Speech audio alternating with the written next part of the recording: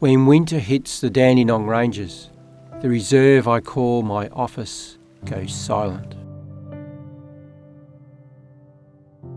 The birds stop singing and the animals restrict their movements to the night time. It's now mid-July.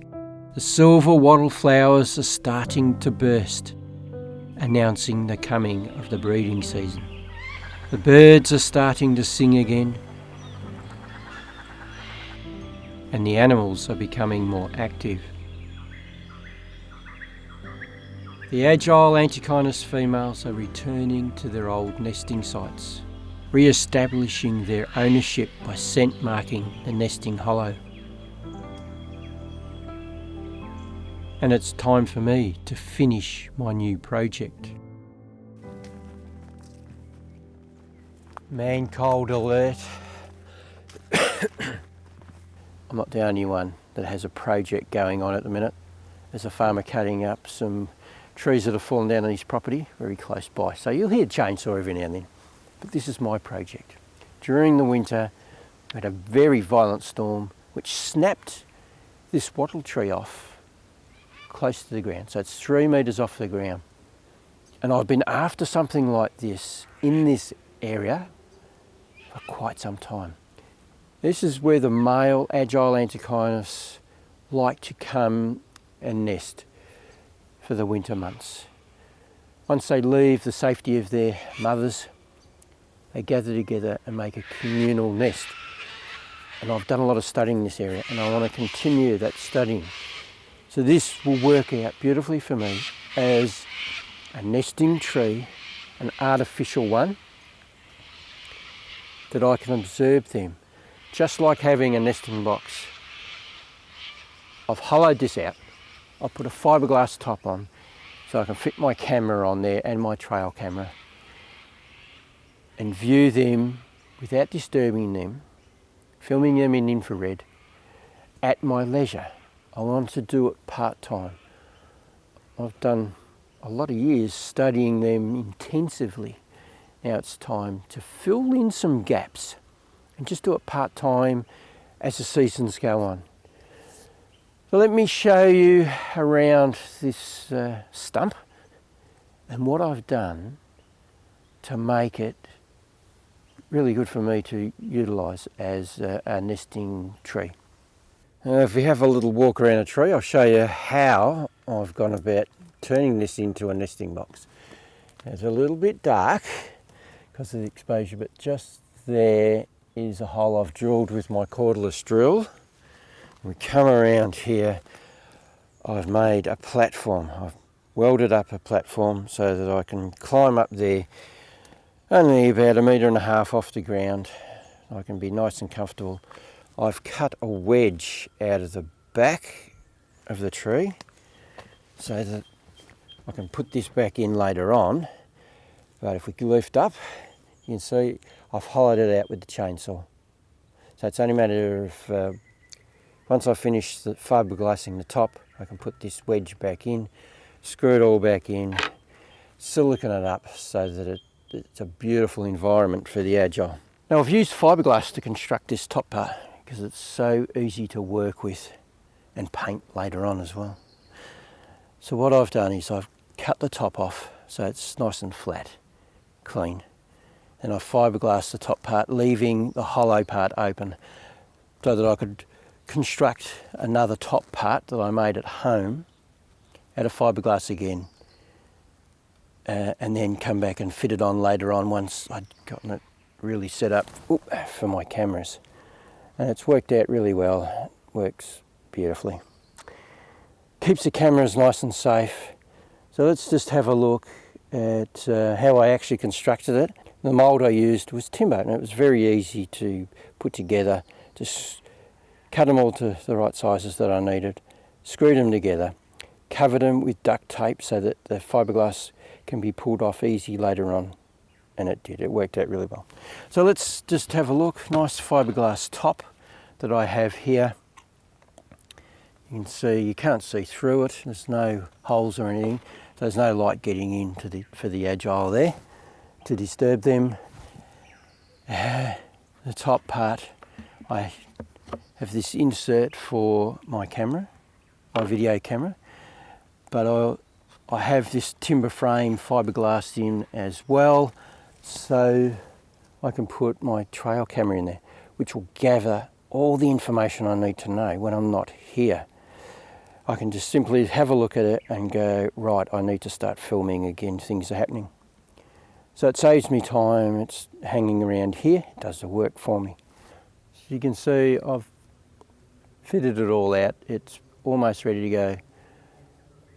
So what I've done with the gaps, I filled them up with sawdust mixed with wood glue so that it'll stick and bond properly. So we're not getting wind or light coming in there. It's going to be a beautiful warm environment for the Agile. Then so that no rain or anything could get in, I've siliconed the outside gaps as well. So it's really secure. I'm going to cover that with bark. It's the last thing for me to do. And the same around here. Let's go for a walk. I have to cover this with bark as well so it all looks natural, looks good. Very welcome thing for the Agile as well as for me filming. It'll just look really good. It won't be so reflective for the camera neither, or if I'm taking photographs. So I have to nail them on now. That's it won't take me long. Well, there you have it. Looks a little bit like Frankenstein the monster. Bits and pieces chucked together. But over the next months it'll all start to look very similar to each other and look more natural. So that's pretty much done now. I have a couple of things to go. One of them is I have to christen this, I'm not sure what I'm going to call it, but I'll work it out while I'm gathering some gum leaves. Well, I've worked out a name for it, so let's christen it. Got these beautiful dry gum leaves. It's the only thing that the Agile Antechinus use to build their nests with. 100% gum leaves. So here we go. I christened the stump number 1. Original, isn't it? There you go. That gave them a really good start, encouraged them to come in. All I have to do now is to encourage them to come up the tree to the hollow by putting a honey trail up there. Put my camera in here, come and check it during the week, every night, just see what's been happening, whether I've gotten the attention of one of the females. Hopefully they come and nest in here and then get it taken over by the males later on in the year. Stump number 1 is active. I have the trail camera in, a honey trail up to the hole to attract an Agile female to come up and check it out. And hopefully she'll accept it as a good nesting site to bring up her young, and then hopefully that transforms into the males taking it over once we get into late summer. So I have a nice platform there to keep myself comfortable, and I can also sit out the front, use my remote, because this camera, XF400, has a pickup on the monitor. So I can flip the screen around, I can actually see the Agile going inside the nest and activate it. Yeah, just make life so much easier for me. Perfect solution for me for studying, to continue to study the Agile Antechinus. Fill in those little gaps that of bits about their lives that I don't know about.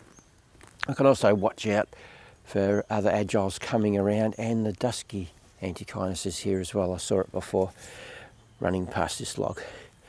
So standing up there, I can see everything around me. I won't be doing any videos for the next couple of weeks because I am off on holidays. But don't worry, while I'm up there, I will be doing a bit of a review on my holiday destination, which is Queensland, Cairns. So around Palm Cove area, Port Douglas, up into the mountains as well. So we'll road test the place and I'll tell you what it's like. So my video will be like a lifestyle show, something like that.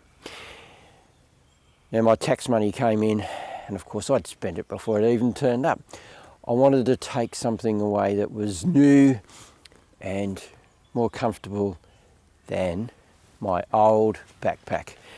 So I swapped it for a new one. This is the Low Pro Whistler, the 450, and I've only had it a day and I'm loving it much better than I did the Agile. And I'll do not a review on it, I'll do a talk about it in the future.